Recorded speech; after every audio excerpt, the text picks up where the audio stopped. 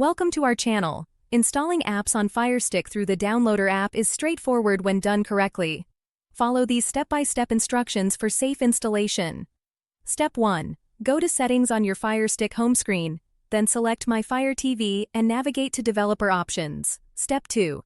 Enable Apps from Unknown Sources and confirm the warning message. This allows installation of apps outside the Amazon App Store. Step 3.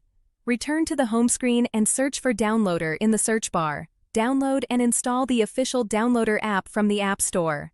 Step 4. Open the Downloader app and enter the URL of the app you want to download. Make sure you're using the official website of the app developer. Step 5. Wait for the file to download. Once complete, the installation prompt will appear automatically. Click Install. Step 6. After installation, you can delete the downloaded file to free up space on your Firestick. The app will remain installed. Step 7. Find your newly installed app in the Your Apps and Channels section of your Firestick home screen.